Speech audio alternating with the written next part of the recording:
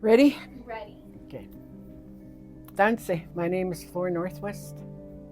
I was born and raised in Musquecheese, used to be called Hobima. At the age of 6 years old, I was taken to the Ermineskin Indian Residential School. I was fluent with my language, did not know a word of English, and I went there. I couldn't speak my language, and it was really, really hard for me. As I went through the system, because it was run by the missionaries, by the Catholic Church, the churches were contracted by the federal government to run these schools, and they had all their school policies, and they were governed by the government to teach us with only the 4 R's: reading, writing, arithmetic, and religion. But the number one was religion, and their intent was to kill every Indian within us, and that meant to take the language away from us, to take our identity away from us, and for us to assimilate. I went through a lot of hard times, went through a lot of child labor, a lot of physical abuse, mental abuse, emotional abuse. As I got older, it was sexual abuse. Because of the way we were treated, because we couldn't speak our language, we went through a lot of, not only the physical, emotional, mental, sexual abuse, but we also went through a lot of bullying, name calling, where they used to call us savages, pagans, because of as indigenous people.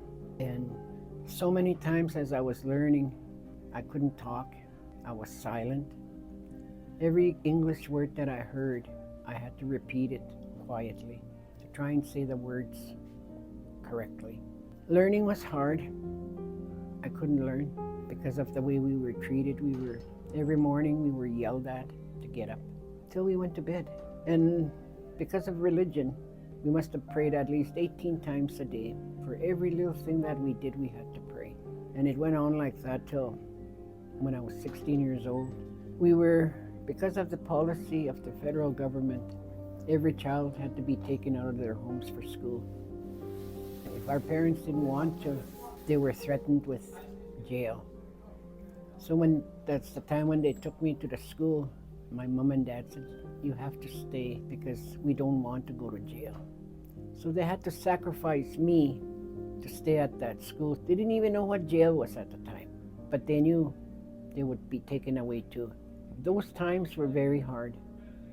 Food was bad, and then yet we had to do gardens out there. We had to weed the gardens, and there was chickens, there was eggs, there was milk.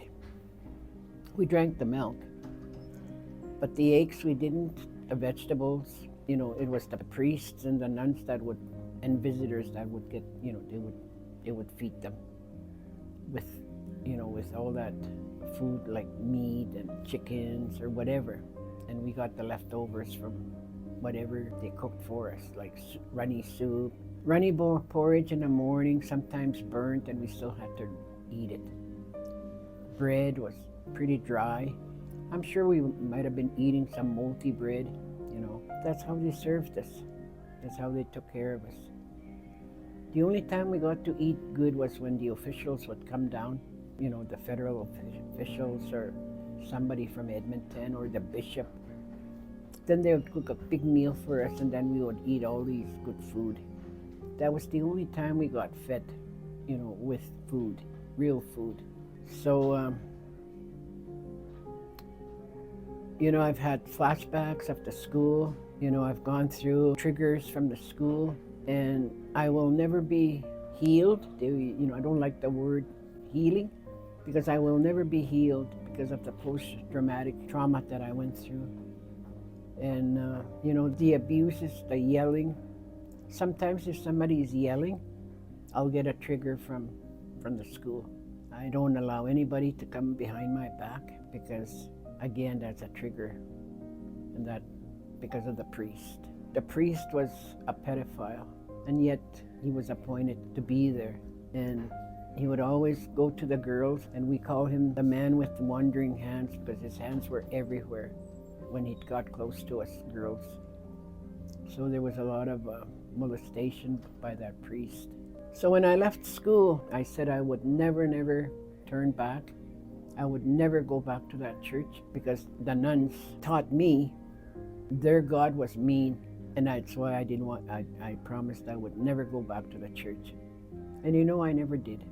I walked away from there and said I'll never come back here. And so as time went on, I started working at the age of 16, and then I had my family.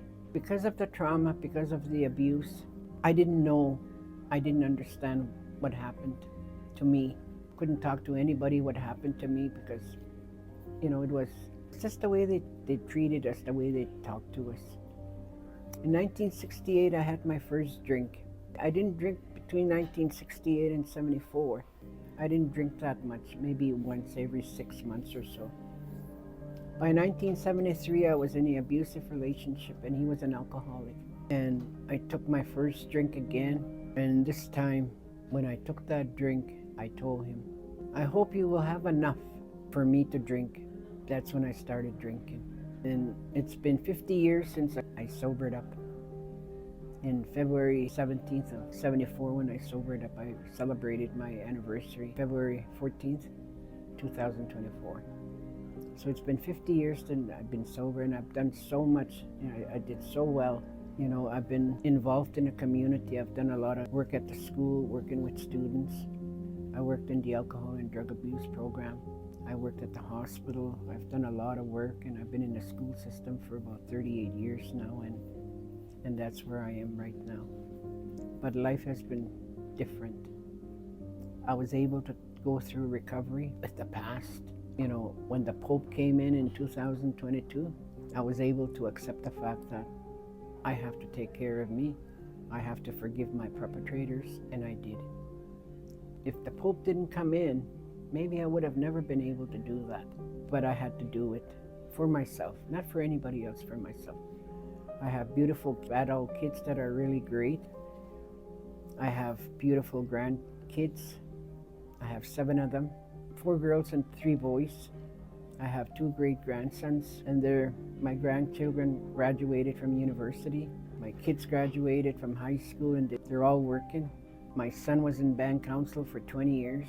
As soon as he was 18 years old, they were fooling around, and the boys voted him in, and he got in. So he's been successful. All his kids they just graduated from university. And those 2 boys are his grandsons. And my 2 great-grandsons are in grade 10 and in grade 8. So they're doing really well. I've done my work as a survivor, and I continue working, trying to help other survivors. A lot of the survivors don't want to tell their story.